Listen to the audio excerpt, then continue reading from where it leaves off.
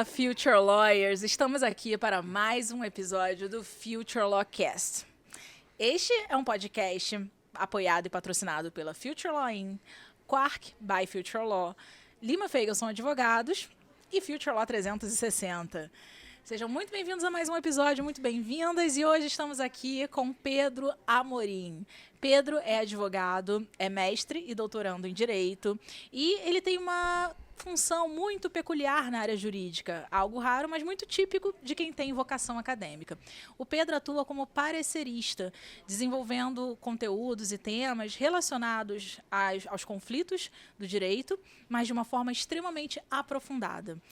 E Pedro também é muitas outras coisas mais. Pedro tem formação em arte, fotografia, é uma grande enciclopédia humana.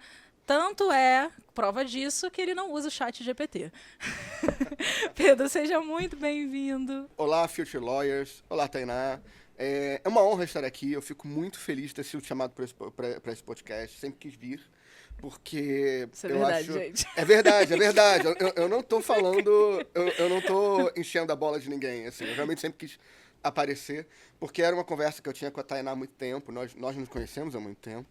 E eu sempre achei a ideia fantástica, né? Eu acho que o formato de podcast... Tudo bem que a gente aqui está no videocast, mas assim, o formato de podcast, ele é muito bom para, enfim, principalmente divulgação de conteúdo entre o entretenimento e a coisa um pouco mais aprofundada, sabe? O podcast, ele consegue encaixar muito bem nesse nicho de meio do caminho. Edutainment.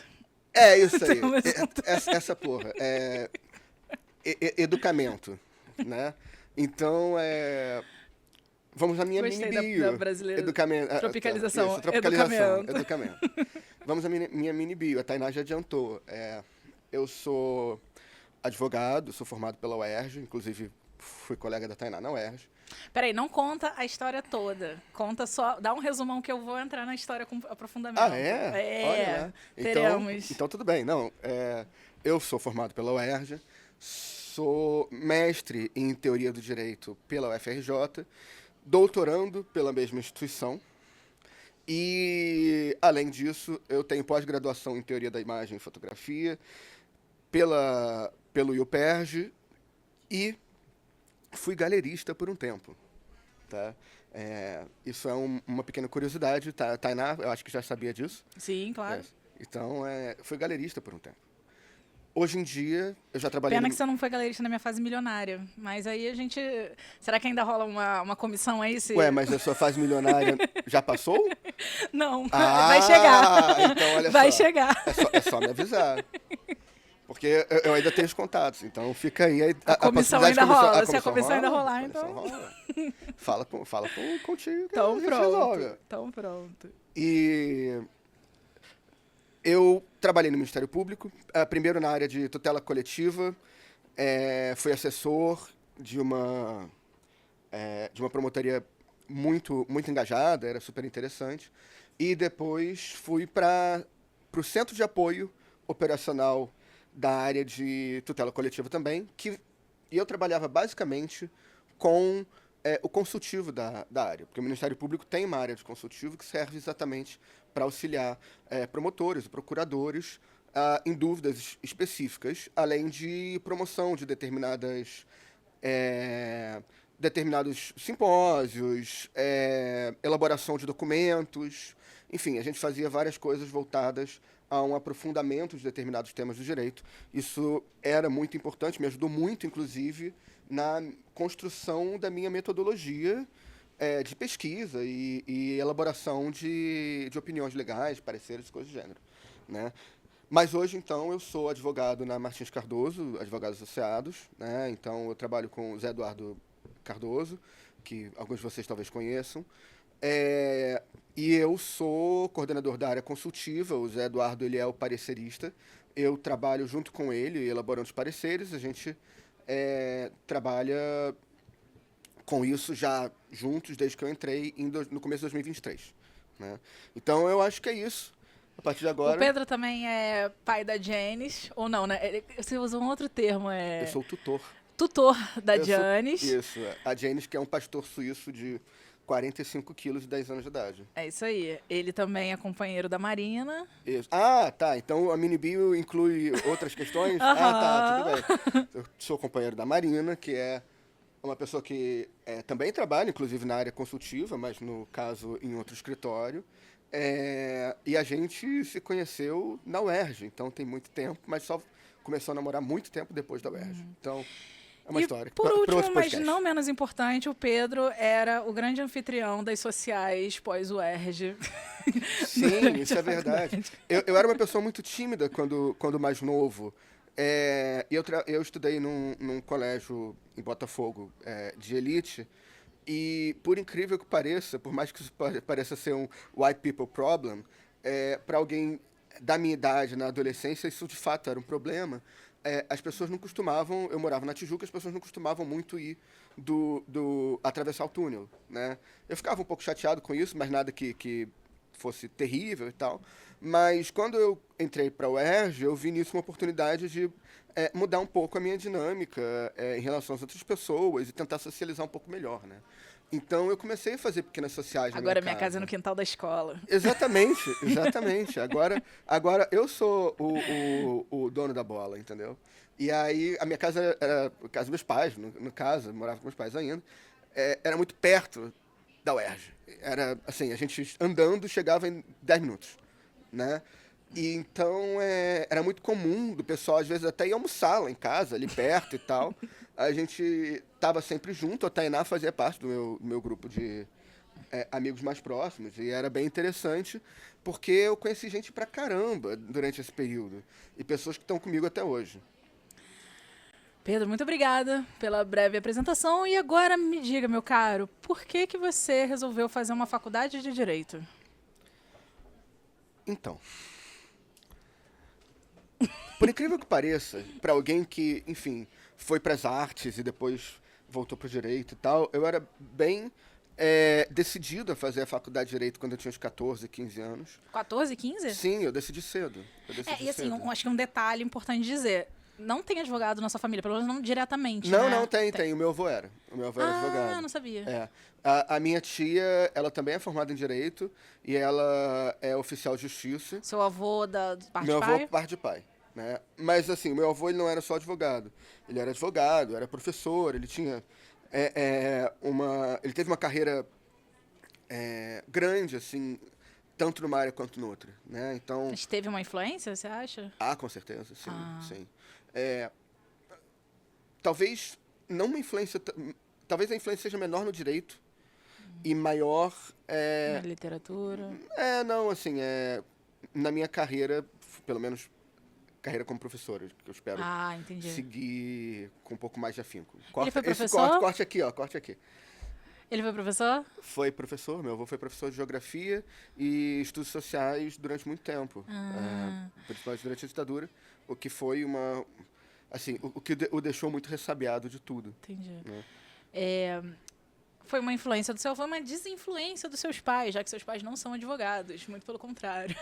Isso é verdade. Meus pais são médicos e meu pai gosta de contar até hoje que ele me levou para ver uma cirurgia para tentar me convencer a ser médico e no final da cirurgia achei a cirurgia maravilhosa, achei muito legal e tal, aquela parada toda, tipo, de colocar o roupão e a luz do foco. Achei toda a mise-en-scène muito interessante, mas no final eu falei que queria ser paleontólogo. Sabe? Eu era muito pequeno. Não me interessou tanto assim. Não interessou. Então era paleontólogo. Na verdade, assim, a lista de prioridades era direito lá junto com cinema, porque era uma coisa que cinema, uma coisa que eu sempre quis e tal, adorava. Então, direito junto com cinema e paleontologia. Era isso. Direito com cinema e paleontologia. E aí você foi para a faculdade de Direito e durante a faculdade de Direito você se aprofundou muito nos estudos da fotografia, do cinema. Assim, na verdade, o que aconteceu? E eu senti que você não gostava muito da faculdade. Não, definitivamente não gostava. Eu não gostava das disciplinas dogmáticas. Talvez algumas. Direito administrativo eu gostava, direito constitucional eu gostava, direito penal também. Mas, fora isso, não me interessava muito. Eu tinha essa dificuldade de compreender qual era a grande parada do direito, sabe? Tipo assim, por que você estuda 10 10 semestres de direito civil e você estuda, sei lá, 2 semestres de teoria do direito. Porque, para mim, era muito mais interessante a teoria do direito. Né? E eu não fazia essa indagação do ponto de vista acadêmico, era uma indagação pessoal, era uma dúvida que eu tinha. Mas isso Né? também influenciava o teu desinteresse, né? Muito, muito, definitivamente me influenciava o meu desinteresse. E eu passei a faculdade toda assim em crise, sabe? Eu acho que eu esperava alguma coisa. Porque, na verdade, quando você perguntou por que eu decidi fazer direito, na verdade eu decidi fazer direito porque eu queria entender um mecanismo social de funcionamento e coerção, né? Então, é um dos mecanismos de funcionamento da sociedade. Mecanismos de poder. Isso, e tentar mudá-lo. Era uma ideia muito boba e clichêzona. Mas para mim era uma ideia que fazia sentido quando eu tinha, sei lá, 17 anos de idade, sabe? Eu acho que, na verdade, tem que continuar fazendo sentido para todo mundo. Porque, por mais clichê que seja, por mais bobo que seja, ser cínico é pior, né? Então, isso é uma coisa importante, assim. Por mais que seja muito difícil mudar as coisas, se você está no direito para fazer parte Nada deve parecer impossível de mudar. Essa porra aí. Se tu tá no direito para não ter, pelo menos, uma certa vontade de mudar, cara, assim, não repensa a sua carreira porque tu já tá nela, né? É foda. Mas, pô, uma merda, né? Então... Cara, o que você acha que durante a faculdade foi teu maior aprendizado? Então, eu acho que foram 2 principais. O primeiro deles foi, de fato, a ideia de que havia toda uma teoria muito importante por trás do que a gente aprendia como disciplina dogmática. Então, assim, havia um plano de fundo, né, na verdade, um subterrâneo, que trabalhava as questões que a gente via na prática, né? E assim, você tinha os doutrinadores, você tinha a jurisprudência, você tem os códigos e você tem a Constituição e tudo isso é materialização de uma determinada quantidade de expectativas sociais, né? Só que essas expectativas sociais elas existem por algum motivo. As coisas não são dadas no mundo, né? Não é algo necessário, não é algo natural. Então, isso é importante. Isso eu aprendi na faculdade, talvez tenha sido a origem da minha crise, que o direito ele não só ele se faz, ele se constrói. Né? As pessoas constroem o direito. Eu acho que hoje isso está uma coisa um pouco mais pacificada. Né? A gente, desde que eu me formei, tem já 10 anos. Mas quando eu entrei na faculdade, ainda havia uma série de pensamentos muito idealizados sobre o direito, sabe? E isso, para mim, quando eu entrei em contato com o outro lado da coisa, isso gerou uma grande tensão. Essa foi a primeira coisa. A segunda coisa foi quando eu entrei no Ministério Público como estagiário na época e eu pude escolher para onde ir. E eu escolhi a área de saúde mental. Era uma área que estava começando na época. Ela já existia há algum tempo, mas ela estava se dividindo em áreas mais específicas. Então, havia a saúde mental das regiões administrativas, que basicamente ficava indo nas clínicas e tal, e vendo o que estava acontecendo. E havia a saúde mental dos hospitais psiquiátricos, propriamente ditos e tal. Então, e eu fiquei nessa área de hospitais psiquiátricos e centros de atenção psicossocial, né? E eu me lembro que, assim, o primeiro hospital que eu visitei, eu nem lembro o nome, mesmo que eu quisesse dizer, eu não conseguiria. O primeiro hospital que eu visitei, cara, eu tinha, sei lá, 20 e poucos anos de idade, sabe? Havia um grande pórtico de metal separando uma parte do hospital de um pavilhão, né? E aí você não conseguia ver nada do outro lado, o pórtico de metal era completamente metal maciço e tal. E aí abriram esse pórtico pra gente passar, porque a gente estava fazendo fiscalização, né? E abriram esse pórtico pra gente passar. E, tipo, quando abrem o pórtico, assim, tinha gente jogada no chão. Tipo, havia um corredor muito grande, muito longo, muito escuro, com pessoas jogadas no chão em situação, assim, absurda, né? E aí eu falei assim, caralho, o que é isso? não era uma coisa com a qual eu estava acostumado naquele momento. Então, isso me chocou muito. A condição das pessoas em sofrimento psíquico dentro isso eu estou falando de 2012, talvez, então já tem mais de 10 anos, né? Dentro do sistema de saúde mental aqui no Rio. E esses lugares eles foram fechados aos poucos, porque é parte, né, da política de saúde mental contemporânea e tal, o fechamento desses grandes hospitais, substituição por ambulatório, CAPS e tal, enfim. Mas aquilo estava lá, sabe? Esse lugar demorou um pouco a fechar ainda. Aquilo estava lá. E o cheiro era horrível, e as pessoas estavam em condições de saúde muitíssimo precárias, sabe? Havia pouco remédio, enfim, aquela história que a gente conhece da saúde do Rio de Janeiro. Mas a condição das pessoas, sabe? Jogadas no chão e tal, isso me marcou muito. E eu comecei a pensar assim, cara, isso também é direito, ou a ausência de, né? No caso, porque é óbvio, tipo, a ausência da coisa não deixa de ser a coisa, né? Se falta direito em algum lugar é porque o direito, ele ou falhou ou está funcionando muito bem, dependendo de para quem você esteja jogando, né? Então, Cara, as duas coisas que você me trouxe são pontos, eu acho que de aprendizado bastante, talvez, traumáticos da relação com o direito. Você acha que essas experiências te fizeram, de alguma forma, querer se afastar da profissão jurídica? Porque você estava ali ainda numa fase de formação. Então, você poderia ter também enveredado por outro caminho. Acho que há um tempo atrás a gente trocou uma ideia e você falou, nossa, eu não imaginava que eu estaria onde eu estou hoje, sabe? Olhando em retrospecto. E talvez essas experiências também tenham te impactado, né? Eu acho que sim, me impactaram muito. Talvez eu não tenha me afastado do direito, no sentido geral da coisa, mas certamente do direito no sentido profissional me afastaram um pouco. Porque são aquelas situações em que, assim, você dá um passo atrás para tentar entender, para tentar olhar um quadro um pouco mais amplo, sabe, do que está acontecendo. E eu senti isso, porque eu entrei no direito muito para entender um pouco do mundo. E o direito não estava me oferecendo isso, muito pelo contrário. Tava só te desiludindo. Ele estava me desiludindo e ele estava dizendo o seguinte: olha, a gente também é uma construção, né? Se você quiser realmente entender alguma coisa, não vai ser a partir do direito dogmático. Você vai ter que andar mais umas quadras ali para frente, né? Ou para trás, dependendo. E isso me deu muito, muito susto, sabe? Então houve uma necessidade de tentar reaprender um pouco sobre o mundo. Isso me fez sair do direito, eu acho. Foi um dos motivos, né?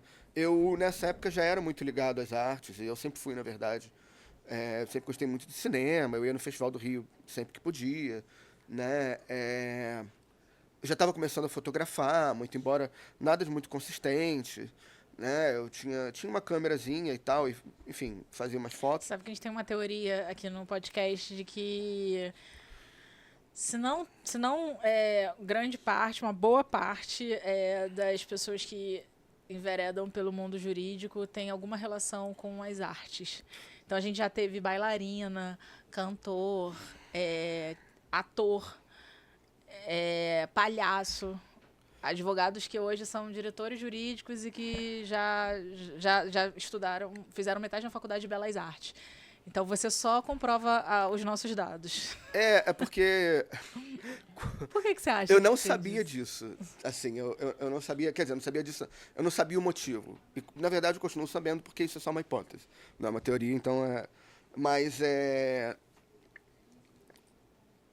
eu acho que é o seguinte, o direito, ele é muito mais próximo da arte do que normalmente as pessoas tendem a dar crédito, assim, sabe?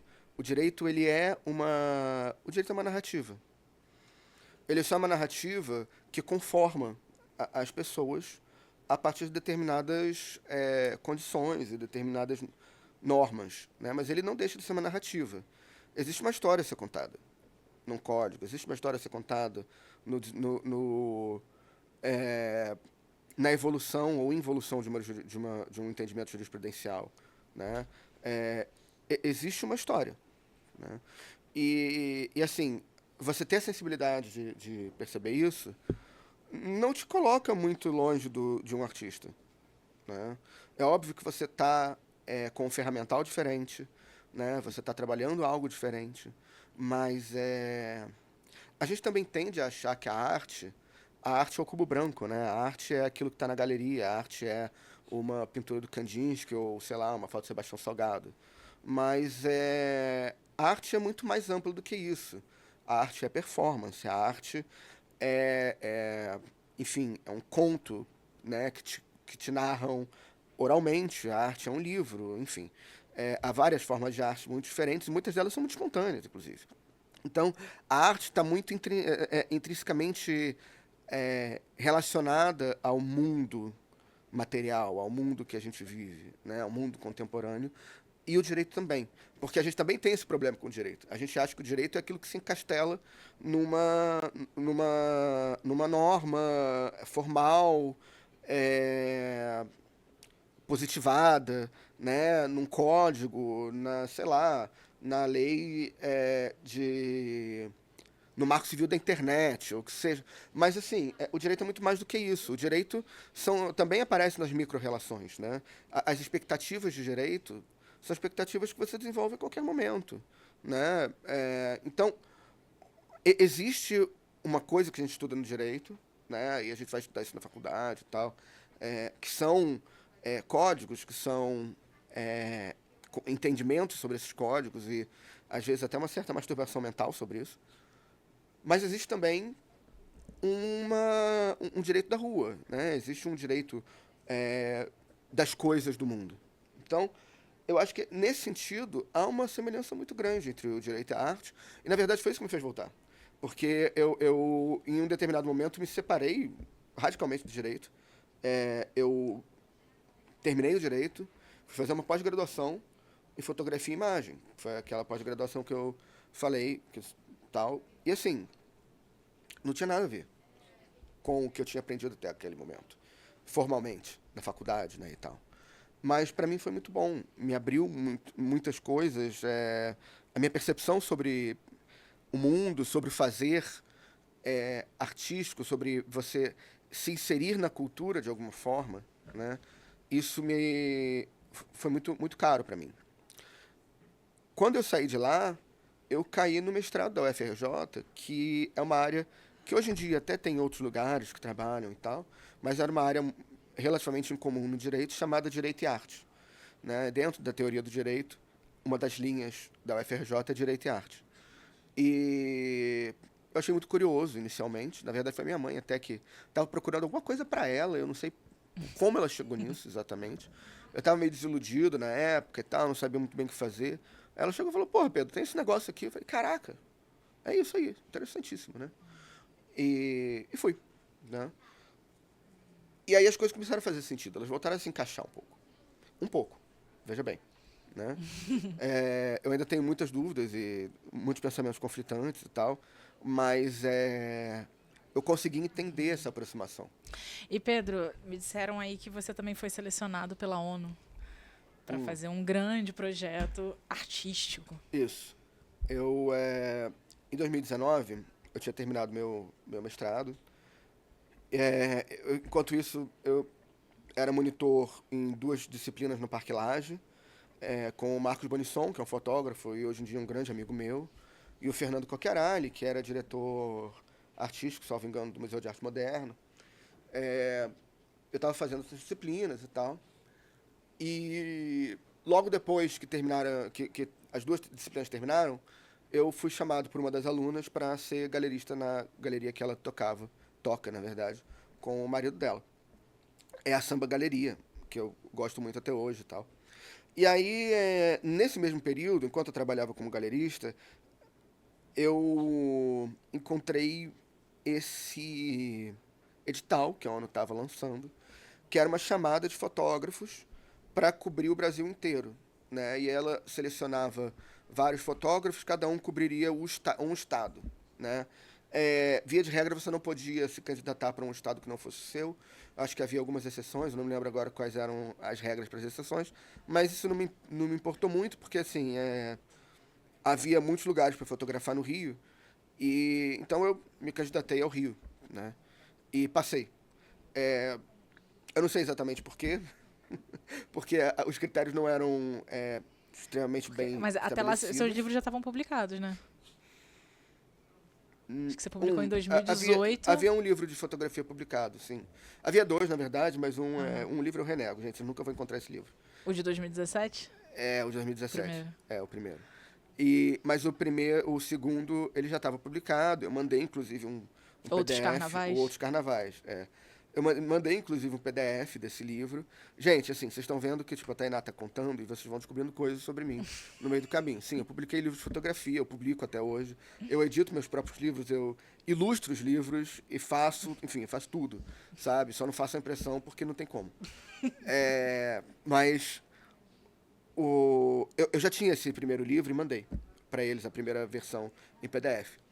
E eu fui aceito, né? Eu fui aceito e a ideia era fotografar 26 municípios, dos quais eu fotografei 22, porque veio a pandemia e tal. E havia um problema muito sério, que era assim, a ONU estabeleceu um tempo específico, algo em torno de, sei lá, era 6 meses inicialmente. Menos, talvez. Acho que 4 ou 5 meses. Começando no final de 2019. Até o primeiro semestre de 2020, até, sei lá, março ou abril de 2020. Só que nem todos os estados tinham o mesmo número de municípios para serem fotografados, né? Então, assim, Rio de Janeiro e Minas Gerais tinha muito. Mas, sei lá, eu não me lembro agora quais eram os municípios, eu vou chutar um aqui. Os estados, mas vou chutar um aqui. Sei lá, Bahia tinha menos, sabe? Então, acabava que para alguns municípios, para alguns lugares, havia uma quantidade tão grande de municípios que ficava impossível você fotografar nesse tempo, né? Então, por exemplo, eu estourei bastante o tempo e isso foi até um problema na época. E aí veio a pandemia e eu deixei alguns municípios de fora, muito embora eu tenha fotos deles até hoje, mas não teve um corpo de obra suficiente, né, para enviar. Porque a ideia era fotografar a cidade inteira. E isso significa, assim, a cidade e o campo. Então, tanto manifestações culturais quanto regiões Você tinha que pegar o rurais. calendário ali de eventos da cidade. Não, na verdade nem precisava. As manifestações culturais que eles diziam eram até micromanifestações culturais. Uma feira de rua, ao que vale, já estava valendo. Eles queriam, assim, um overview, né, do município. E eu fotografei muitos municípios. A Marina, minha namorada, me ajudou muito com isso. A gente rodou bastante junto. Outras vezes eu ia de ônibus, pegava ônibus de madrugada e ia no ônibus. Chegava lá para alguém que era tipo um taxista da cidade, falava: irmão, tu conhece daqui? Ah, conheço, vivi aqui a vida inteira. Beleza, então, tô precisando disso, disso e disso. Você consegue me levar nos lugares? E eu ia, né? Ia de doidão. Foi um projeto muito grande, assim. Em termos de fotografia, foram mais de 15 mil fotografias no final, de 22 municípios. E eu produzi esse material todo, enviei para a ONU e mantive algumas coisas comigo também. Outras fotos alternativas e tal. É aquela história que, assim, quem é jornalista das antigas sabe mais, eu não sou. Né? Mas, assim, eu sempre tive muito contato com essa galera. Eles sempre falaram assim, ó, quando você está trabalhando para um jornal e você quer fazer alguma coisa sua também, você faz uma foto para o jornal, uma foto para você. Né? E eu segui isso. Assim, eu segui essa... Então, no final, eu tinha uma quantidade muito grande de fotos para mim também, e eu decidi fazer um segundo livro. O livro, inclusive, foi lançado na Bienal do Rio no ano passado. É um livro de artista, gente. Então, o livro de artista ele tem uma tiragem muito, muito Do pequena. Rio? Do Rio. Ano passado não, ano retrasado. Retrasado, 2022. Retrasado, 2023. E aí, eu fotografei tanta coisa que eu realmente queria fazer essa edição, né? Essa curadoria de imagens e tal. Eu fiz. Lancei o livro. O livro está aí, são pouquíssimas unidades, elas existem ainda, mas não tem muita coisa. Porque livro de artista tem tiragem menor, sabe? Via de regra, até alguns livros de artista têm, sei lá, 1, 2. O meu tem 25, é pouco. né? Enfim. E foi isso. Muito assim. legal. Pedro, e depois desse seu hiato de descoberta, o mestrado, final do mestrado, projeto da ONU, aconteceu a pandemia, você começou a se abrir para talvez retorno, ensaiar um retorno para o mundo jurídico, e você se reencontrou numa função que é muito específica, que também está muito relacionada a pessoas que têm uma vocação de aprofundamento acadêmico, teórica, de desenvolvimento de escrita. Você sempre teve uma relação muito, muito próxima do processo de criar, escrever e também da literatura. E eu acho que hoje o trabalho que você encontrou tem total diálogo com a tua trajetória profissional, trajetória acadêmica.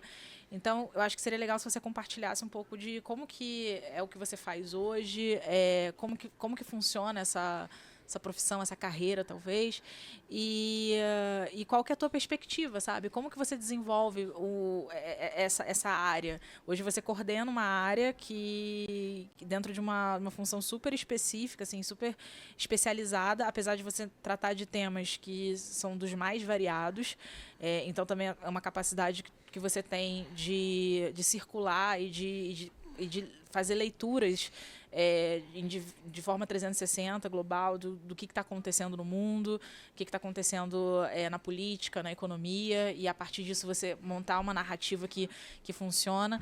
Então, compartilha com a gente, compartilha com a nossa audiência como é que é o funcionamento, e também quais habilidades você acha que te tornam apto a desenvolver essas tarefas, essas funções.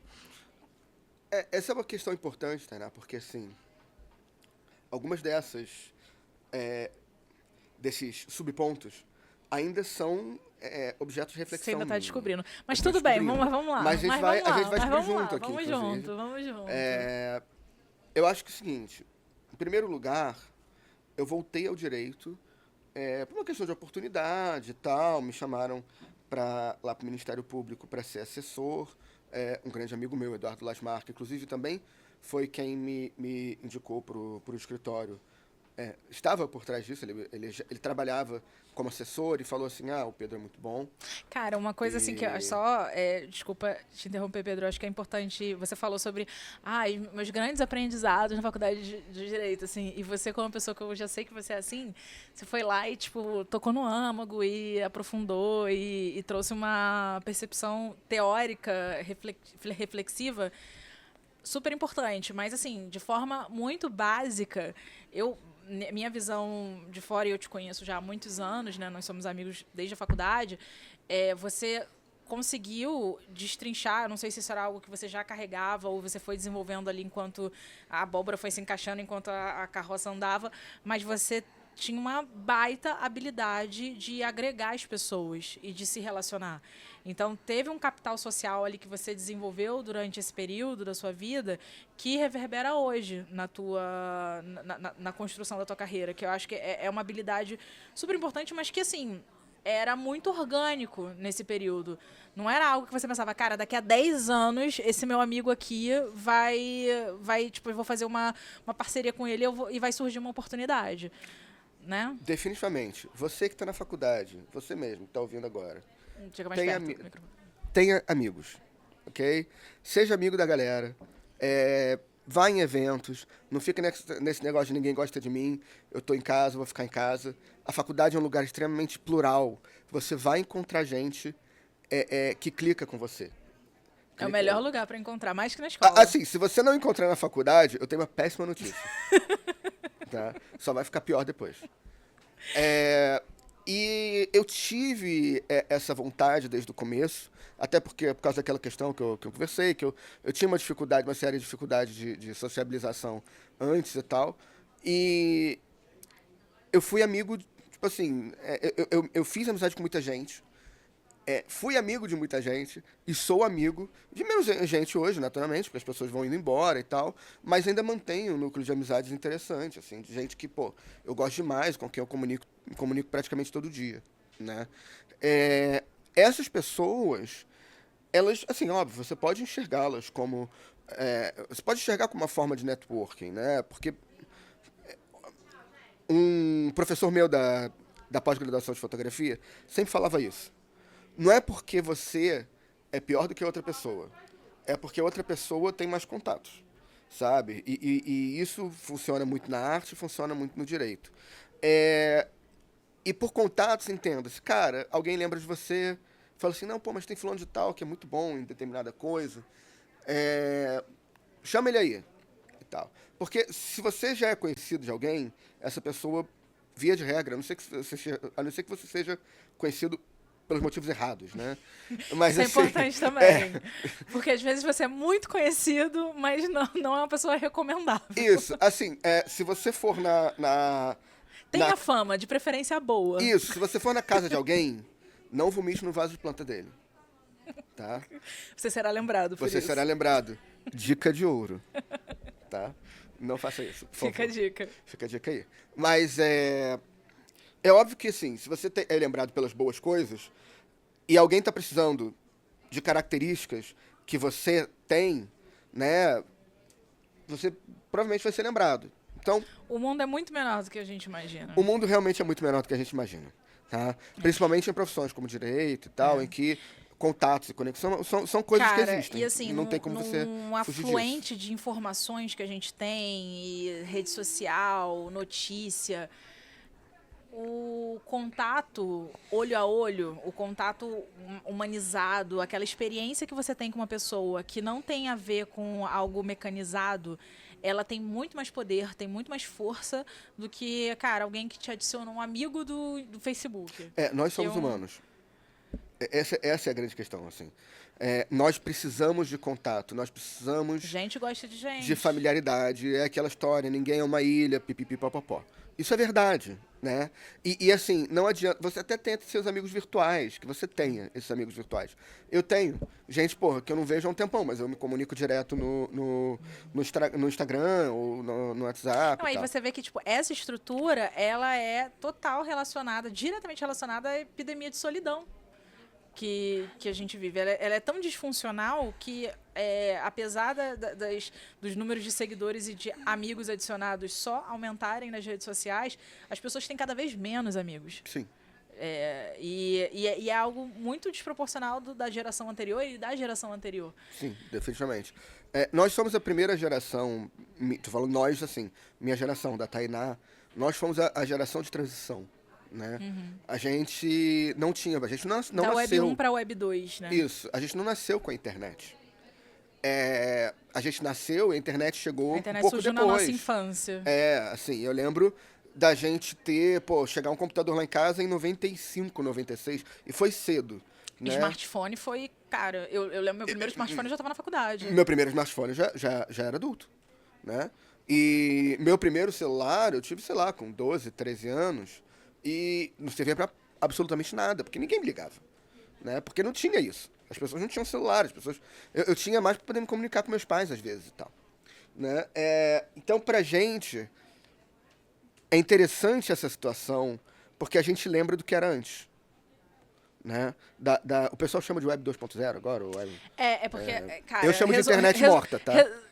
É a Web 3. É a Web 3? Temos uma terceira web. Então cara, tá. isso inclusive vai ser a nossa pauta aí, mas aí vai ficar para outro dia, porque vai ficar muita coisa. Mas, cara, Web 1 é a internet basicona dos blogs, o HTML como primeira linguagem. Gente, nessa época a gente achava que ia dar certo. Que ia ser maneiro. A gente acreditava. Dos websites. É uma internet que era muito pouco interativa. A Web 2, os grandes marcos da Web 2 são as redes sociais.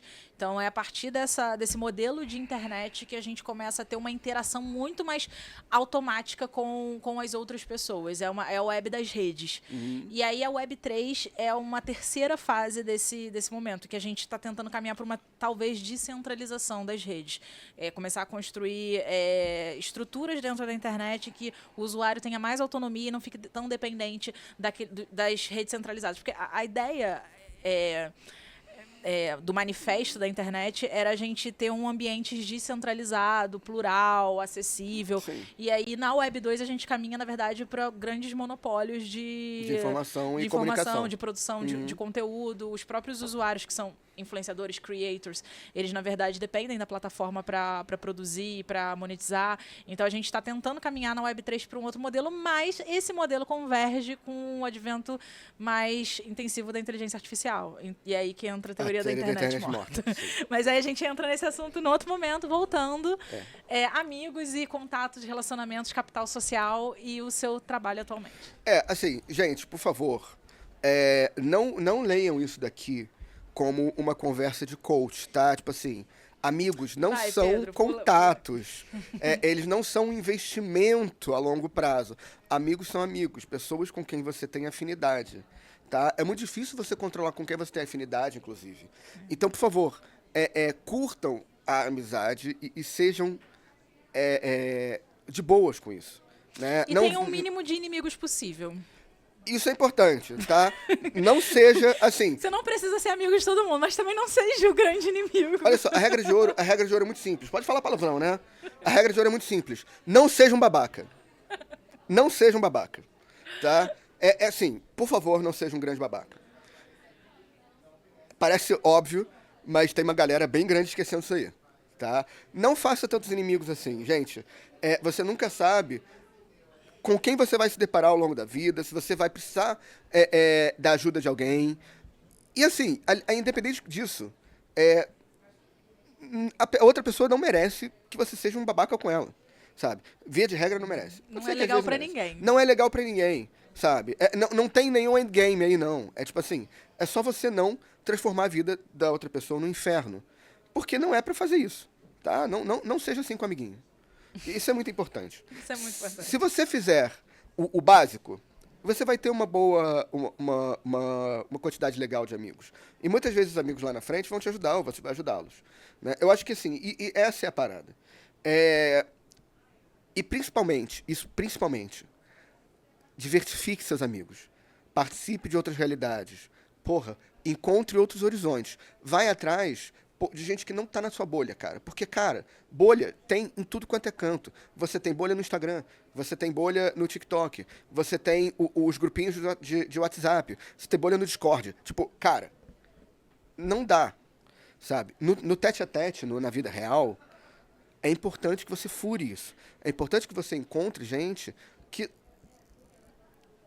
vem de lugares diferentes dos seus, sabe? Isso vai, inclusive, garantir que você tenha acesso a múltiplos universos, a múltiplas realidades ao longo da sua vida, né? E aí, para quem está ouvindo isso daqui porque quer, sei lá, porque quer estabelecer uma estratégia de crescimento e tal, amizades múltiplas são muito boas nesse sentido. Porque, afinal de contas, você tem uma quantidade muito maior de possibilidades abrindo a partir daí, né? Mesmo que você venha de um lugar privilegiado e que sua bolha seja privilegiada, você precisa conhecer o mundo. É o básico, né? É o básico. Então, faça esse esforço ativo, tá? Não fica passivamente sentado esperando as pessoas virem conversar com você na sua carteira, não, seu animal.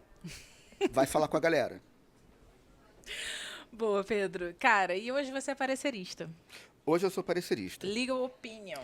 Sim. O que faz um parecerista, Pedro? Um parecerista basicamente faz pareceres. É isso. Acabou. O parecerista, ele não só resolve questões, ele resolve problemas complexos. Porque muitas vezes um parecer, ele tem uma série de quesitos a serem... O que é um parecer, Pedro? Tá bom, vamos lá. O parecer é uma opinião de um especialista sobre determinado assunto, dentro do universo legal. Uma opinião que é bem considerada nesse universo legal, tá? Então, assim, o parecer não é feito por absolutamente qualquer pessoa. Normalmente são pessoas com algum destaque na área, né?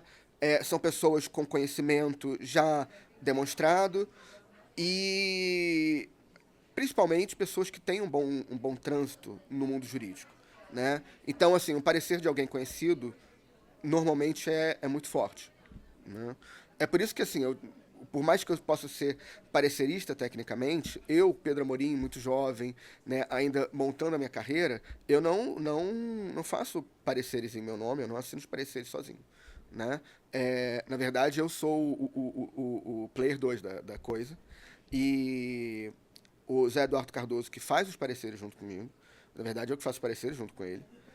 A gente, de fato, faz os pareceres junto, e escreve junto, e troca ideia. Ele que é a pessoa que é contratada, né, para dar esse parecer. Pedro, e o trabalho do parecerista é um esforço intenso de escrita, de raciocínio narrativo, de construir uma história, argumentação.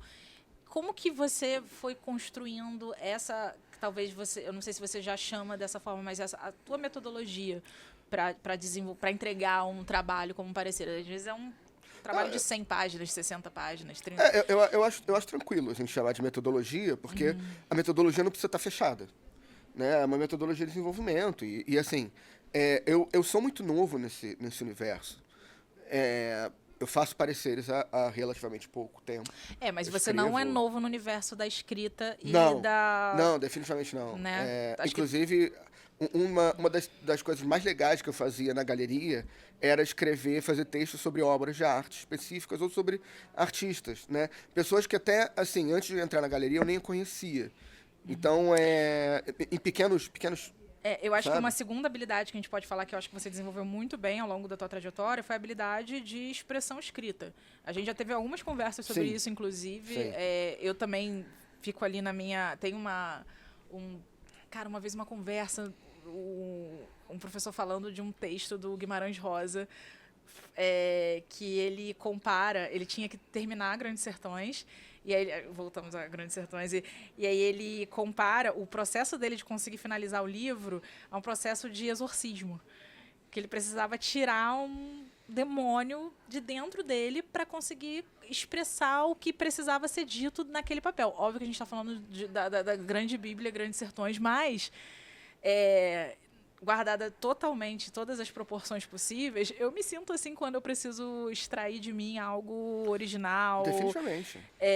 Bonito, aprofundado. Sim. E isso se torna ainda mais complexo na era da inteligência artificial. Sim. Mas a gente vai chegar lá um pouco mais à frente. Eu quero saber do teu processo, porque eu sei que você, além da tua relação da arte com a imagem, cinema, fotografia, você também tem uma relação com a literatura. Pedro é colecionador, assim, já fiz várias sagas com ele para feira da Praça 15 de sábado de manhã para comprar. Você me conhece há tempo suficiente para ter ido na época que ainda havia o elevado da Perimetral. Caramba, é verdade. Né? Porque eu ia garimpar primeiras edições na Praça 15 há 10 anos atrás. Havia o elevado da Perimetral ainda, né? 10, 12, A Laira 13. comprando cadeira. Ela comprando cadeira para casa e a gente vendo livro e câmera fotográfica Lente. e tal. Né? E assim, por mais que eu tenha dado uma reduzida na minha biblioteca, quer dizer, reduzida não, eu reduzi as adições à biblioteca. Então, por causa de falta de espaço e tal, falta de tempo também de garimpar. E de cuidar, né? De cuidar, porque esses cada livros são item novo difíceis é um trabalho de cuidado. Então, por mais que eu tenho muita coisa, e eu leio muito, e assim, são pouquíssimas coisas relacionadas a direito, propriamente dito, assim, no sentido da faculdade, sabe? Tipo assim, é muito raro eu estar lendo um livro, sei lá, sucessões, um livro de sucessões, sabe? Ou então, a morte do usuário e decorrências jurídicas da morte do usuário, de redes sociais, coisas assim. Isso impacta a qualidade da tua escrita. Impacta. Por mais que eu precise ver esses livros às vezes, eu não faço isso tanto no meu tempo livre. No meu tempo livre eu tô lendo outras paradas. Mas não é esse conteúdo que influencia o teu estilo? Não. Eu acho que isso é uma conversa que a gente já teve algumas vezes, mas acho que é legal compartilhar aqui. Que esse método de construção de estilo. Eu acho que isso faz toda a diferença. Então, método e estilo são coisas um pouco diferentes, muito embora muitas vezes se cruzem, né?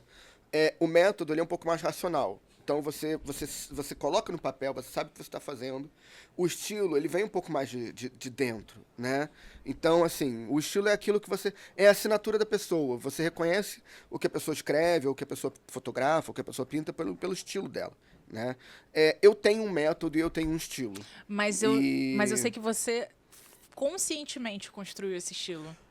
Eu acho que é um pouco... É muito consciente, Óbvio que tem mas em um determinado momento o negócio simplesmente foi. Né? Porque assim, eu busquei isso, eu busquei essa construção. Mas em um determinado momento ela deixou de ser uma busca ativa e virou mais um desenvolvimento interno que saía e você via e tal. Cara, mas em tempos de inteligência artificial, o que os nossos jovens de 15 a 120 anos que estão em casa e estão cansados daqueles textos repetitivos, mecanizados, robotizados, aquela literatura também que está sendo escrita por inteligência artificial e quer fazer um esforço de construção de um estilo de escrita, de um estilo de comunicação também autêntico, porque eu acho que é isso que conecta a quem lê. E o receptor da mensagem se conecta pela autenticidade da comunicação, escrita e falada, né? Então, deixa eu dividir isso em duas etapas. Por favor. A primeira, eu vou falar da minha metodologia para os pareceres, porque ela não é uma metodologia a duas mãos só, né? Ela é uma metodologia dialógica. Então, muitas vezes, eu trabalho em uma parte do parecer, e quando o Zé Eduardo vai trabalhar nessa parte, ele conversa comigo sobre ela. E, na verdade, eu ganho muito conhecimento com isso. Porque, bem, né? Naturalmente, olha com quem eu estou conversando, né? E aí, quando a gente está desenvolvendo uma linha de pensamento, isso serve muito para mim e eu atualizo a minha forma de pensar e a minha forma de escrever uma opinião a partir desses feedbacks, que são muito constantes, né, durante a elaboração do parecer. Mas eu tenho a minha forma de escrever um parecer, eu tenho a minha forma de escrever um artigo, eu tenho a minha forma de escrever um artigo curto de jornal, são coisas muito diferentes. Mas uma coisa precisa haver em todas elas. E para você que está me ouvindo, você quer seguir esse caminho, tá? Para você que está me ouvindo, você quer seguir esse caminho, uma coisa que é muito importante, você não vai dominar todas as áreas do direito, tá? Você pode tentar, você não vai conseguir. Você pode dominar 3, 4, e você pode ser excelente... Ou você pode saber todas, mas vão ser todas muito mais ou menos. Exatamente. Você pode ser excelente em uma ou duas. Né? E quando eu digo áreas, eu não estou falando do direito civil no geral. Não, estou falando, sei lá, direito das coisas, sabe? Direito de família. Eu não estou falando da grande área, estou falando das sub-áreas. Né? Então, você pode ser muito bom, por exemplo, em contratos administrativos. Você pode ser muito bom em licitações. Você pode ser muito bom em responsabilidade civil administrativa. Né? Você pode ser muito bom em direito administrativo no geral. Mas você não vai conseguir dominar direito administrativo, direito civil, direito empresarial, direito tributário, direito trabalhista. Né? Mas você, às vezes, vai se deparar com situações em que você precisa saber bem sobre essas áreas. E não tem como fugir disso. O ChatGPT pode te ajudar um pouco a resumir determinadas coisas, mas eu, particularmente, não gosto, não uso para isso. Eu gosto de sentir a leitura e o processo de descobrimento da ideia, né? Mas, de qualquer forma, você precisa de tempo.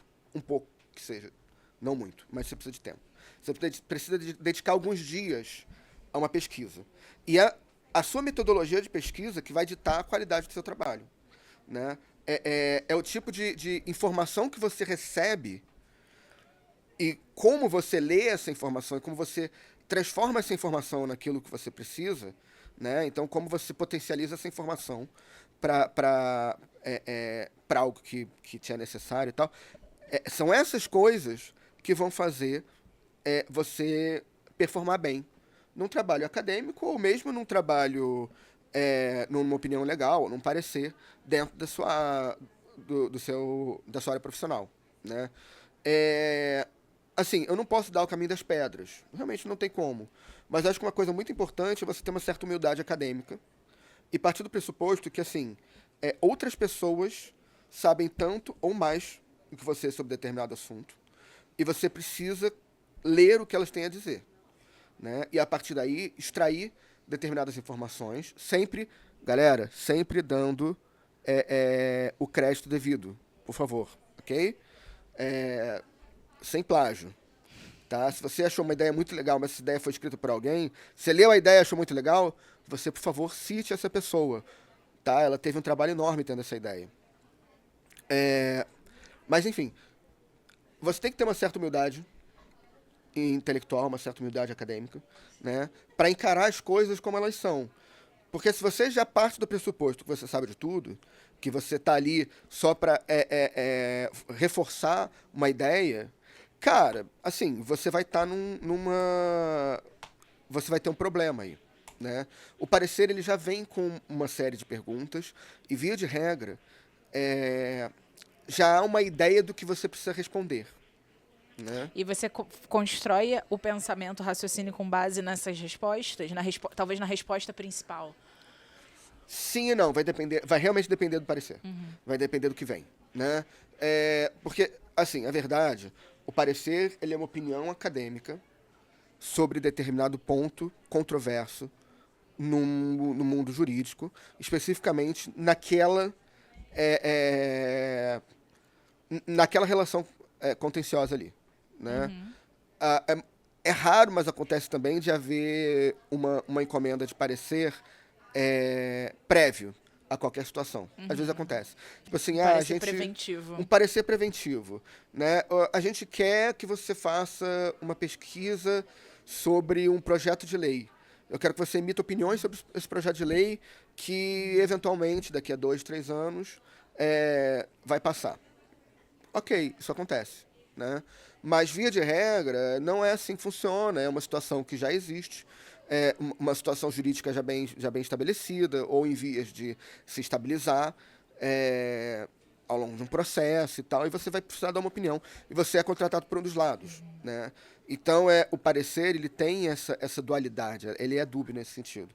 Que, ao mesmo tempo que é uma opinião construída de uma forma relativamente isenta, ela é trazida por alguém, né? Ela tem um lugar, né? Ela tem um ponto de partida e um ponto de chegada. O que nos leva a uma questão muito interessante. O direito, ele não é neutro, né? O parecer não é neutro, mas nada Você no direito contratado para não ser neutro, né? Você é contratado... Não, mas eu não estou falando só do direito, o direito combativo, o direito da advocacia. O direito como um todo, ele não é neutro, né? Ele tem os seus privilegiados, ele tem as pessoas pelas quais ele passa por cima, né?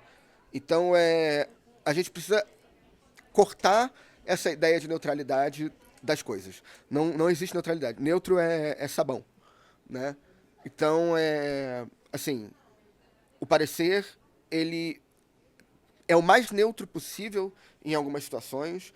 Em outras, a gente elabora uma opinião legal que é mais voltada a uma posição específica. Isso é uma questão de gradação, né? Mas a verdade é que nada é realmente neutro. Então, a gente precisa ter isso sempre em mente. Pedro, cara, eu acho que é mais... na verdade, é diferente, partindo de você, uma pessoa que já, ao longo dos últimos anos, construiu uma bagagem de conteúdo, conhecimento, literatura, também conhecimento técnico. E aí, hoje, na tua posição de desenvolver opinião, de desenvolver conteúdo jurídico, conseguir fazer isso com uma certa autonomia. Por mais que você beba de fontes ali, casuisticamente, porque cada parecer é de uma situação muito específica e eu imagino que você tem que se debruçar e se aprofundar, mergulhar naquele novo tema para extrair dali o que é a construção de uma opinião. A tua bagagem e todo referencial de teoria, de conteúdo, de pensamento, de reflexão, filosofia, sociologia, arte, chegam juntos. Mas, pensando agora nos nossos jovens de 15 a 120 anos, que pensam em construir uma carreira para ter autonomia no processo de de produção, de emissão de comunicação falada e escrita. O que você entende que são pilares para construir essa capacidade de produção intelectual? Tá, então eu acho que a primeira de todas, na verdade, é uma que, assim, desde o começo da modernidade o pessoal trabalha como um dos pilares da razão. Aqui, enquanto você fala, pode continuar. Um dos pilares da razão. É a dúvida, né? Isso é muito importante. Se você já parte do pressuposto que você sabe tudo que você vai escrever, normalmente você tem uma surpresa meio ruim, tá? Porque por mais que você seja muito bom em alguma coisa, sempre há necessidade de você exercer um juízo crítico sobre o que você está falando ou está escrevendo, né? Esse juízo crítico não vem se você não tiver nenhum tipo de dúvida sobre a construção daquele raciocínio. Então, é importante que você desenvolva algo e esteja sempre testando esse algo, né? É importante que você se pergunte sobre as coisas. Isso é um dos pilares, a dúvida, né? O segundo pilar é repertório. Infelizmente, não tem como dar a volta nisso. Você pode, inclusive, não ter um repertório gigantesco no direito. Mas você precisa ter um repertório muito bom em ciências sociais. Você precisa ter um repertório bom em metodologia, né? Você precisa ter um repertório bom em teoria de direito, né? Eu não consigo prever tudo que vem para minha mesa. Eu posso pegar um parecer trabalhista, eu posso pegar um parecer de família, por exemplo, né? Acontece. Mas o que eu posso é estabilizar essa situação minimamente, tendo um curso de ação que eu não mudo em nenhum parecer, mesmo nos pareceres sobre temas que eu tenho absoluta familiaridade, né? Então, eu começo lendo muito sobre o tema, e eu vou na doutrina, eu vou na jurisprudência, né? Eu vou em autores diferentes. Eu não preciso ler o livro inteiro do autor, mas assim, eu definitivamente leio, quando é um livro acadêmico, né? Não um manual, mas um livro acadêmico, eu definitivamente leio a introdução e a parte que me interessa, porque a introdução, ela oferece a metodologia que o autor usa, né? Ela oferece os pontos principais do autor, ela oferece a hipótese, ela oferece o objeto, enfim, ela vai te dizer tudo que você precisa saber para fazer uma leitura direcionada, né? Mas o repertório ele te ajuda, primeiro, a fazer essa leitura de uma forma crítica, né? Segundo, a elaborar bem as suas ideias, a construir as ideias, a construir um argumento, né? E terceiro, a fugir um pouco do lugar comum jurídico, né? Isso não é algo absolutamente necessário. Você pode muito bem fazer um parecer que seja todo calcado em lugares comuns, tal. Isso pode funcionar.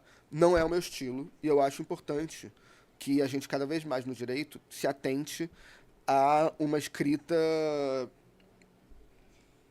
Autêntica. menos jurídica, no sentido ruim da palavra, né? Mais autêntica. Manter a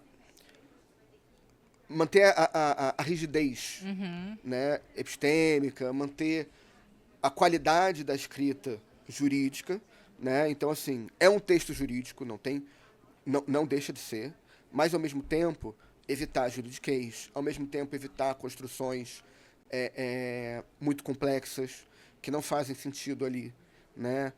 Evitar hipérbatos, evitar frases gigantescas, orações que tem 3, 4, 5 linhas, né? Coisas assim. E esse tipo de coisa só vai vir para você se você ler, né? E ler fora do campo jurídico, que já está um pouco viciado. Você precisa ter acesso, mais uma vez, a outras realidades, outras possibilidades, né? Então, eu acho que a diversidade no seu repertório, ela vai, não necessariamente, tá? Mas assim, ela vai te ajudar a ser um bom escritor. É uma das maiores ferramentas, sim. Tá? Se você for ver, por exemplo, grandes letristas da música brasileira, por exemplo, o Aldir Blanc ou o Chico Buarque, sabe? Olha a biblioteca dessa galera, né? Você não vai encontrar gente que não leu pra caramba.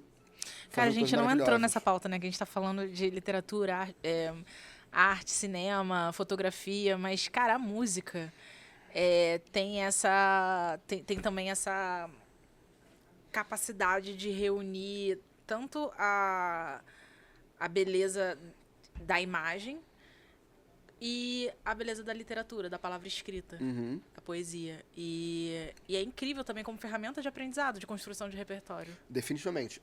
Eu sempre digo que assim, a poesia é a arte mais difícil que existe. Eu não consigo pensar em nenhuma mais difícil, né? Porque para você fazer bem poesia, você precisa ter uma capacidade de síntese do mundo, que é quase sobre-humana, né? Então, é muito, muito, muito difícil e a música segue por aí. Eu acho que, óbvio, há músicas e músicas, né? E assim, algumas poesias elas definitivamente não funcionariam musicadas e outras músicas certamente não são tão boas assim quando você lê só quando você lê a poesia da música propriamente dita e tal. Mas no geral, a música também tem esse poder de síntese do mundo e de criação de imagens, né? Porque assim, quando você está trabalhando com síntese, você realmente precisa ser um bom criador de imagens. Não tem saída Você tá para contando isso. uma história. Porque você está contando uma história, só que está contando uma história de uma... Assim, você tem uma estrofe, você tem um verso. Cara, tem Né? algo assim que os times de marketing, as grandes produtoras de conteúdo comercial do mundo descobriram há muitas décadas atrás, mas que agora a gente olhando para o direito e para a nossa comunicação e também para a massificação da comunicação, a gente está reconhecendo, que é a construção de história. A capacidade de você transmitir uma informação a partir de um modelo, de um framework de história, Uhum. de clímax, de embate entre o bem e o mal, de vitória, de derrota. Toda essa construção de uma narrativa com o início, meio e fim é o que realmente conecta e nos termos do marketing, engaja o leitor. E a arte vive dessa construção da contação de boas histórias desde o início, desde Ulisses e Ilíada. Então, a gente... desde a Bíblia, né? A história do início da humanidade, teologicamente, é uma grande história muito bem contada, muito bem construída. O processo de escrita, quando a gente se comunica dentro do ambiente jurídico, muda completamente quando a gente imprime essa capacidade de construir uma boa história, uma boa narrativa no convencimento, no parecer, na inicial, no recurso, na sustentação oral, no podcast, na aula como professor. Então, grandes professores são reconhecidos por essa capacidade, né, de engajarem a turma com uma boa história, uma boa contação, né? Nós somos contadores de história, né? Isso é uma... A nossa forma de comunicar, ela é... Como humanidade, mas eu acho que no direito a gente sim, definitivamente. A gente tem isso. problema. É porque, assim, quem conseguiu estruturar isso, a área o departamento que melhor conseguiu fazer isso foi o departamento de marketing. E agora o departamento jurídico está descobrindo esse poder da construção de narrativa. Só que esse não é um poder que eu acho que está dado, né, para quem é do direito, porque a nossa literatura tem uma rigidez rigidez criativa gigantesca, e para você contar uma boa história você tem que ter um nível de criatividade, né? Tem que ter um nível de ponto fora da curva, de saída daquele aspecto técnico. E também, também a nossa escassez de repertório. Assim, é importante a gente não confundir a rigidez acadêmica com a rigidez criativa. São coisas são completamente coisas diferentes. né? Você pode manter o seu apuro acadêmico. Você pode ser criativo com qualidade, Exatamente. Esse é o grande com ponto. profundidade. Esse é o grande ponto. Né? Você pode ser criativo, mas você não pode descuidar de outras áreas. Machado de Assis está aí. Machado de Assis está aí. Né? Você pode ser criativo, mas assim, uma palavra significa determinada coisa dentro do seu universo epistêmico, né? O seu universo de conhecimento e tal. Você não pode simplesmente assumir que ela significa outra coisa sem explicar isso. Mas, né? Pedro, como coisas assim. Tá, termina. Então, deixa eu só para. Então, você pode criar, né? Eu acho, inclusive, que há um diferencial muito grande. Tem que criar. Você precisa criar, né? Tem que criar. Senão, cara, desculpa, é só você se substituir pelo ChatGPT e dar uma revisada para ver se não tem nenhum erro, se ele não criou nenhuma jurisprudência e tal. Mas assim, fora isso, se você não cria nada e você, na verdade, só é um amálgama de informações que já existem... Um grande curador. Você, na verdade, não chega nem a ser um curador, porque o curador, ele, no final das contas, ele pega informações, né? Ele conecta. Ele conecta informações e ele cria um sentido, um campo de sentido novo, todo. né? Para aquela exposição e tal. Na verdade, você está repetindo as paradas. E aí, essa é a questão. Crie. Você precisa criar. O seu repertório, ele não vai estar só no direito, né? Ele vai estar em outros lugares. Você precisa saber um pouco de filosofia, você precisa saber um pouco de sociologia, de preferência um pouco de antropologia também, para você entender sobre o que você está trabalhando, sobre o que você está escrevendo, sabe? Para você entender o que é o direito. Senão você só está repetindo coisa, né? E o direito, assim, ele é ele é um sistema de comunicação também, mas ele é principalmente uma estrutura constituída de expectativas estabilizadas por um determinado grupo social, dado na história. Ele não vem do céu.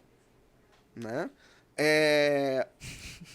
Ninguém chegou e entregou assim, tá aí, irmão, pega o direito. Pega o código. Pega o código, entendeu? Não é assim que funciona. E mesmo essas expectativas, elas muitas vezes não são as expectativas da sociedade, num sentido... Como é que eu vou dizer? No sentido corriqueiro, que a gente chama de sociedade e tal. Às vezes são expectativas de determinados grupos de poder. Na verdade, às vezes não. Sempre. Sempre são. Expectativas de determinados grupos de poder, sabe? Entender o direito a partir de uma perspectiva crítica também te ajuda a escrever sobre o direito de uma forma mais... como é que eu vou dizer? Mais robusta. Né?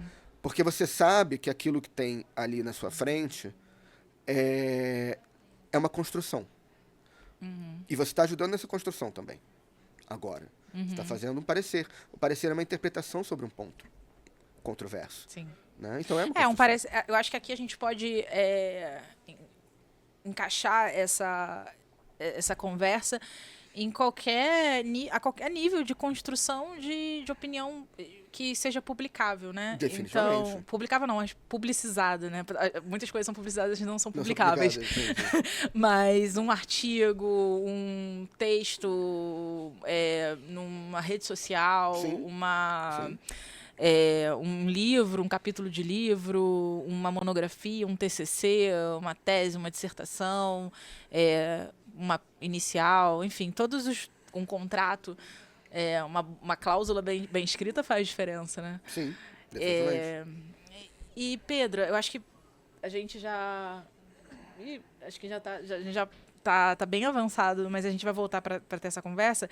Eu queria que você compartilhasse a tua visão sobre, dentro da tua rotina, a forma como você lida com as informações, a forma como você lida com o teu desenvolvimento de escrita, de conteúdo, de reflexão. Como que tem sido o impacto, o papel da inteligência artificial nesse teu conjunto de relações com o processo de escrever, de criar? Então, nesse ponto aí que vai azedar pra caramba. Porque é muito raro eu usar ativamente inteligência artificial para qualquer coisa. E para os pareceres eu não uso, né? Mesmo assim, pesquisa do Google, que você faz a pesquisa e agora o Google é o Gemini, né? Não tem mais, não tem pra onde fugir, Pedro. Não, eu rolo a barra. Eu rolo a barra. Eu vou lá atrás do meu link, que eu vou quero atrás do entrar link, no meu site. como os maias e os astecas faziam, sabe? No máximo, eu abro a barrinha do Gemini e vejo os artigos que ele puxou e uso esses também, sabe? Mas, por exemplo, o ChatGPT. Há pessoas que usam bem e funcionam para elas. Mas existe toda uma dimensão do meu trabalho que é uma dimensão do processo de criação.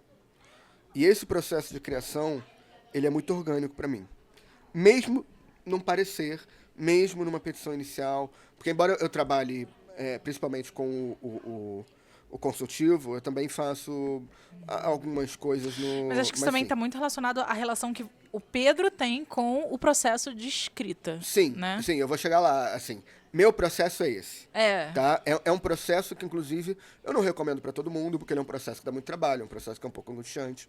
Mas ele funciona porque eu desenvolvo coisas que, na minha opinião, são muito potentes. A partir daí. Né? Eu não estou falando isso só na... Tem alma. Tem alma. Eu não estou falando isso só na questão dos pareceres e tal, mas assim, para tudo. Eu tenho esse processo que é um processo quase visceral de desenvolvimento. Né? No entanto, e aí, eu estou falando isso como alguém que, tipo assim, consegue olhar o contexto e falar assim, algumas coisas não voltam para a não existência. Né? Tipo, tá aí. O ChatGPT, ele pode ser utilizado. O ChatGPT pode ser utilizado com cuidado. Ele não vai te oferecer respostas. Ele vai te oferecer caminho para que você desenvolva determinadas respostas. Se você for correndo atrás de uma resposta no ChatGPT, você vai pegar uma resposta que ela, pode ser extremamente limitada. 2, pode ser de fato errada. Mas aqui você está falando do uso do ChatGPT nos moldes tradicionais de pergunta e resposta, né? Sim. O que a gente vê hoje é textos inteiros publicados com a chancela da inteligência artificial na construção. E aí a grande questão é como que você diferencia esses processos, porque a gente tá caminhando para uma internet, por exemplo, em que os textos publicados são mecanizados, não tem essa essência, essa alma, sabe? E, enfim. Eu acho que assim, primeiro de tudo, se você quiser fazer isso, faça, esse é problema seu com o seu cliente. Tá? Primeiro de tudo é isso. Mas tome cuidado, eu acho que esse é o tipo de coisa que, inclusive, precisa em algum momento ter um disclaimer. Né? Assim, porque você está vendendo uma parada e você está fazendo outra. Então, eu não recomendo a criação de textos completos pelo ChatGPT, principalmente porque esses textos eles são identificáveis, a não ser que você esteja falando de um modelo muito, muito, muito avançado, hipotético. Eu não conheço nenhum que não seja... Se você lê e você fala assim, cara, isso é inteligência artificial, sabe? Uhum. Por exemplo, se você está no Reddit e alguém coloca um conteúdo de inteligência artificial, entre os primeiros 3 comentários vai ter o cara falando assim, irmão, isso é inteligência artificial, sabe? Vaza daqui. Inclusive, hoje em dia, tem uma porrada de subreddit que não aceita mais conteúdo gerado por IA, né? Então, assim, quem é treinado nessas paradas... Gente, mas pra que uma pessoa vai colocar um texto de IA no Reddit? Eu não consigo... Cara, não só texto, mas imagem. E aí a imagem, na verdade, está no link e gera tráfego pro site do maluco, entendi. entendeu? Enfim. Um spam. O cara fica spamando no Reddit, sim. Mas assim, tipo, isso é um dos usos da inteligência artificial, né? Não tem como negar. E esses textos, assim, se você é minimamente treinado, ou se você, você tem algum repertório, você lê bastante e tal, você vai ver que a construção do texto tem alguma coisa de esquisita na parada, sabe? É uncanny, que o pessoal fala em inglês, né? Normalmente esses textos eles têm uma estrutura muito previsível, né? E uma forma muito pueril de escrita. Muito superficial. É superficial, é infantil, sabe? É uma estruturazinha muito previsível. Eu acho que falta gente para analisar, tipo assim, a estrutura gramatical, a estrutura léxica de um texto desses. Mas, eventualmente, vai ter gente fazendo tese de doutorado sobre isso e tal. Enquanto não tem, eu acho que vale a pena você, tipo, dar uma lida e começar a ver textos do ChatGPT, mesmo que você faça você mesmo, para ver qual é o estilo. Porque não muda muito. Né? É o mesmo, não tem uma variação tão Não tem uma gigante, grande variação. né? Cara, esses modelos, na verdade, eles fazem o seguinte, eles compilam informação da internet e produzem a partir de um prompt seu o que você quer o que quer que seja. O que significa que não é propriamente criação. O ChatGPT ele sempre vai ser mediano por definição.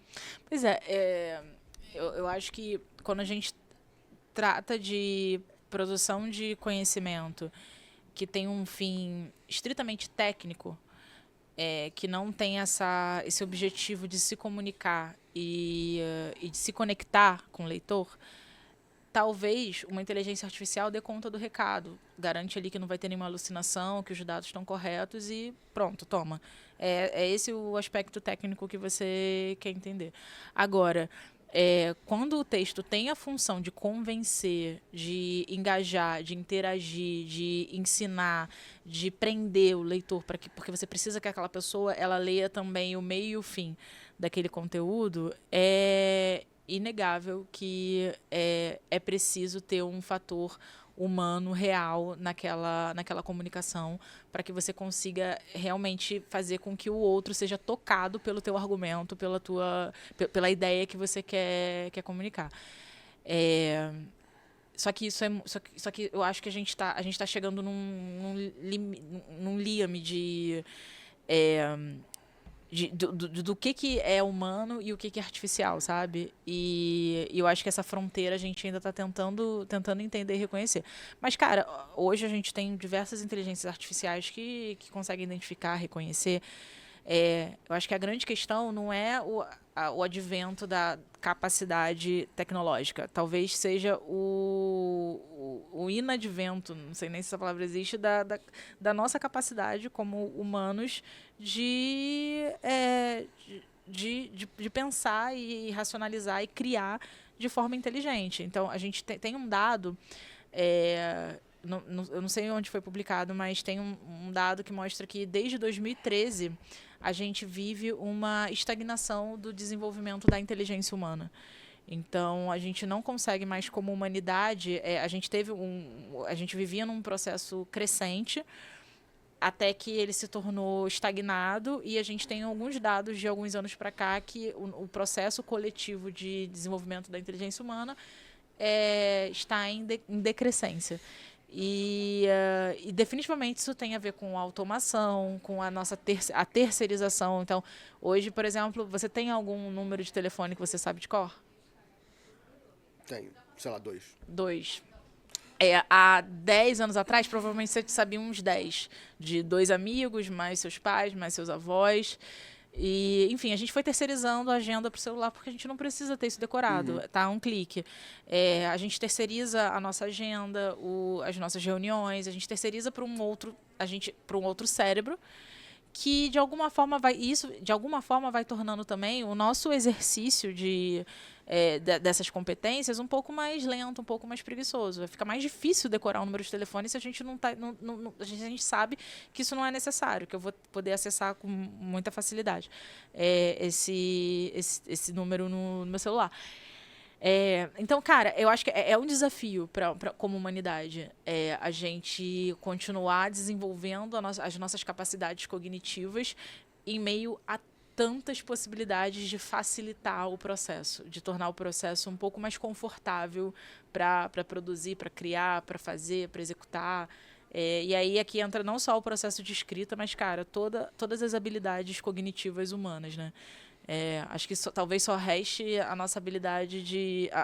talvez só restará a necessidade de que a gente pratique atividade física, porque isso a gente ainda não criou uma forma de que algo, uma máquina, de terceirizar o gasto calórico, o suor e o desenvolvimento de massa muscular. Mas no dia que essa pílula for encontrada... Vai ter uma galera comemorando pra caralho. Porque, assim, a habilidade de escrita, comunicação, de fala, todas essas habilidades, de alguma forma, já são de um jeito muito mal feito ainda, mas com uma capacidade de adensamento e evolução gigantesco. A gente está a menos de 30 anos da computação quântica, né? Com uma capacidade de processamento que vai certamente influenciar muito na qualidade das inteligências artificiais. Cara, enfim, eu acho que é uma questão aí pra gente, uma ideia pra gente trabalhando aí nos próximos encontros. Pedro, cara, voltando aqui, que esse podcast é sobre o Pedro e os próximos vão ser sobre as coisas, apesar da gente ter falado muito sobre as coisas também. O que você quer deixar de recado para os nossos jovens de 15 a 120 anos aí, do teu aprendizado até hoje? O que você acha que é uma boa ideia, uma boa sabedoria a ser compartilhada? Olha, o que eu quero deixar de recado é o terceiro pé do tripé que a gente estava estabelecendo aqui sobre os pareceres, enfim, mas que isso vai servir para basicamente qualquer coisa. Saiba ouvir a pessoa que está comunicando com você. Quando você tem um parecer, você precisa ouvir o cliente, certo? Existe um problema e esse problema precisa ser endereçado. Você precisa saber o que essa pessoa espera, você precisa saber o que ela quer, você precisa elaborar o seu trabalho a partir das expectativas, certo? Ela é a sua cliente, afinal de contas. No caso dos pareceres, é isso. Né? No caso de uma ação, então, é muito semelhante, mas serve para tudo, né? Ouça as pessoas e tente entrar em contato com a subjetividade delas também. Eu acho que eu só consegui chegar onde eu tô porque eu ouvi muita gente, né? E eu não digo aqui assim, porque eu tenho vários mentores Não, assim, eu até tenho alguns e definitivamente alguns deles vão aparecer aqui ao longo dos próximos podcasts, tipo, citando e tal. Mas todas as pessoas são dignas de escuta, né? Salvo uma meia dúzia que, tipo, já tá muito pra lá, mas assim, fora isso, todas as pessoas são dignas de escuta. E isso não é só importante na hora do seu trabalho, isso é muito importante na hora de você fazer amizades, aquela questão das amizades diversas que eu falei, né? Isso é muito importante na hora de você ter uma conversa séria com alguém, de verdade, né? E você ir no âmago daquela conversa, tipo assim, entender o que está por trás dela, né? Não ficar só rebatendo, não ficar esperando a tua hora de falar só. São coisas que são muito importantes. Saber ouvir. Eu acho que esse é o terceiro pé. Valeu, Pedro. Galera. É isso, galera. Esse foi mais um Future Lawcast. Pedro, muito obrigada. Cara, super papo. Sempre, cara, um aprendizado, um momento de reflexão, um momento de pensar as coisas com mais calma e profundidade. Você sempre... minhas conversas com você sempre me trazem esse momento de olhar para as coisas com verdade, profundidade. E te agradeço pelo papo. Certeza que esse papo aqui vai continuar, só que dessa vez a gente vai trazer essa ótica, esse jeito de pensar para alguns outros problemas do mundo. E, galera, muito obrigada. Esse foi mais um Future Lawcast. Para encontrar o Pedro tá nas redes sociais. Eu tô nas redes sociais. Você provavelmente vai me encontrar só no Instagram. Eu tenho LinkedIn, mas eu não vou oferecer o LinkedIn aqui, galera. Foi mal. Tô brincando. É Pedro Amorim no LinkedIn, é uma foto em preto e branco. No Instagram, você pode procurar por Pedro Amorim de Souza, com Z também. É uma foto em preto e branco. O meu nick, se é que o pessoal ainda chama assim, o meu @é Jack Has a Camera, vai estar escrito aí em algum lugar no Sei lá, escreve na tela. Não A sei. gente escreve. Então, beleza, escreve na tela aqui, ó. Tá escrito aqui. Eu sempre quis fazer isso. Você pode me procurar lá, mas assim, no Instagram é basicamente meu trabalho como fotógrafo, que hoje em dia tá um pouco parado, porque, enfim, não tem como se fazer tudo ao mesmo tempo. Mas é isso. E por causa desse podcast, daqui a pouco eu vou estar criando... Pode cortar a partir daí. Daqui a pouco eu vou estar criando Valeu, Léo. uma seita, entendeu? Uma seita relacionada à verdade das coisas do mundo. Quem quiser me seguir, a gente está comprando um sítio em Lumiar.